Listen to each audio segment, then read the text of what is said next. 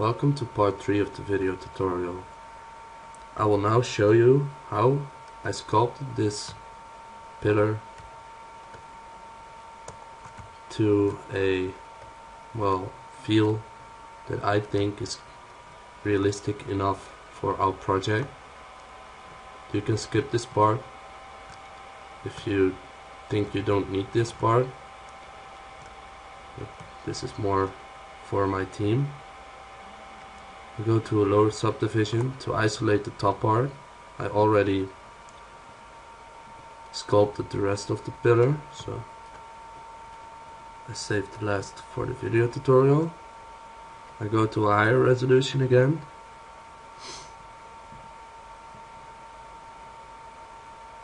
This is quite hard for my computer, as you can see. And next thing I'll show you is the brushes I used to accomplish the feel I have for my pillar. I used the clay build-up tool. I set it to Z sub, and this will give me a very rough brush that I use to create the damage on the edges of the object. You just differ in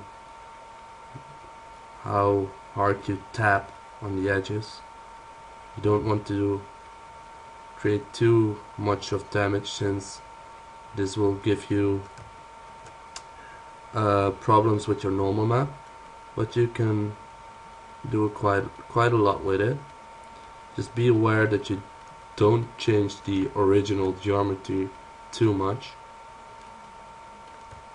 I think this is about the maximum you can change the corner. I think, yeah, this is the max. As you can see, you just sculpt the entire edge. You just differ from pressure, power. You can also go a bit around it, like you see in real life reference. So like this. Just make sure you don't do the same stuff everywhere like I did, but it's nice to do it like this for the most part, since this will save you a lot of work.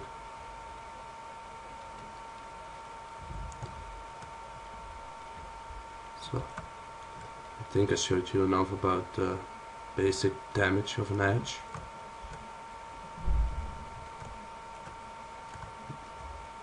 I saved this brush. This you can do by hitting B and go to save as. And you save your brushes. Oh, wrong file. As you can see, I've got these brushes. Next brush I made is also the clay builder brush. I gave it a lower intensity, like 5. I gave it another stroke type called color spray, and I guess that's about it I changed, yes. And with this one I created the texture. This brush is still very strong since it's so big, so you don't want to hit the surface too hard, because this will cause to dent the geometry too much, and this will give you errors in the normal map. Therefore, you gently hit the surface. I guess my tablet is not working very well today. Welcome back. I didn't want to bother you with me rebooting Zbrush in my laptop and all that, so I paused the recording for a moment. Let me show you again. You take the clay build-up tool, you go to an intensity of 5, you set the stroke to color spray, you increase the size of the brush a bit, maybe even more, and you gently touch the surface with the brush, and you will give it a texture, as you can see. Right now in this view you don't really see it well.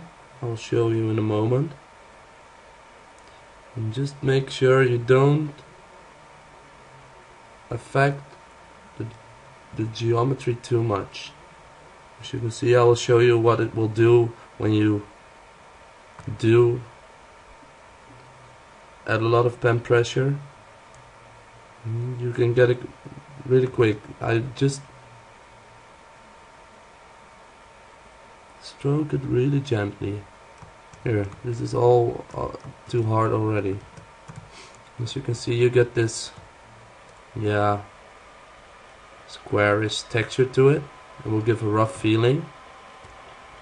Just make sure you add the damage, and after that add the texture to the entire pillar or any other architectural object you're creating.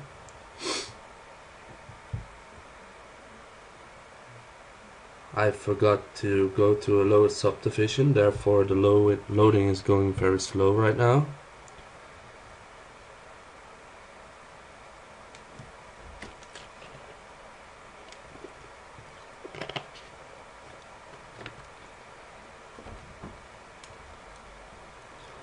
And after you did that, you can go to the next phase, and that is adding cracks wherever you want on your object.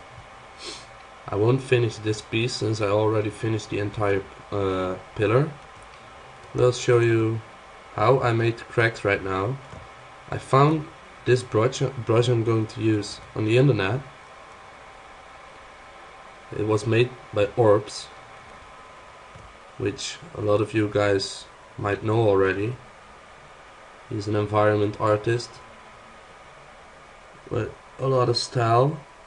He created a brush that is quite famous, I guess, and it will let you create these nice cracks in your objects. As you can see, it responds to pen pressure as well. I'll show you a rough slash, medium, and very soft. You just make different variations in one crack. Every crack starts big and becomes smaller in the end. Right now I'm making a very soft crack, and I've noticed with the baking that after the texturing it isn't very visible again, clearly visible anymore. So therefore I want to tell you guys to make sure that you make it quite deep. Just make sure it doesn't become too wide, and add the cracks wherever you want it. Just make sure they are positioned at a logical location. For example, a lot of damage has been done to this face, so therefore it might be only logic that there was a crack here and the crack got bumped again, and therefore all the stone fell off of that face. Just make sure the crack, oh, don't know what that is, it happens to me quite a lot. Just make sure the crack continues on all the faces, because this is one object, this is one carved out of one stone, so the entire stone will be cracked until it reaches the end of it. And going back and forth with the brush will give you, yeah, the jagging effect. Don't know how you call that really. Alright, see this? This is logic again. Oh, nice. Okay, well, I added a crack. I showed you how. I will add the Orbs brush to the tutorial folder, as well as the brushes I created to create all the damage and the texture to the pillar. Just really make sure you first do the damage, then you do the texture, and after that you do the cracks. Because right now I'm going to use a standard brush from Zbrush, the crumble brush, and this will give a more natural feel to the texture, since right now you can see all the squares of the square alpha of the texture brush I made. And with the crumble brush you want to be very careful, since it messes up your geometry if you use it too extensive. So you just softly go over your cracks and all that. It will give the crack some, yeah, I don't know how you call that again. I like the effect, you see it with real cracks as well. You just twist it a little, you will get a more organic feel, more natural feel to it, instead of the, see, here you see the crumbling, like you see with real stone. The same goes for this brush. Don't use it too rough, because it will change the geometry, as you can see. Here I messed it up on purpose to show you the effect of it. The same goes for the corners as well as for the texture brush. Don't use it too much, because you can see what it does. Just use it very gently. Just go with the edge to not destroy it, to destroy it too much. Okay. Well, once again you cover the entire object with it, so not only the cracks but also like here.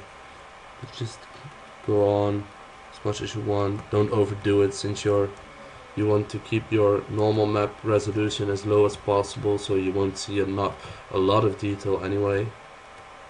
But if you're doing it for your own project that has high resolution normal maps and texture maps for rendering, for example, then you can be very picky about it, but just to give the global feel to it. It also gives a nice result for your ambient occlusion map that you will later on use for your texture map. I will show that in a later tutorial. When you think you're done, you can save your pillar once again. And for now, I will end this tutorial to go to the next part.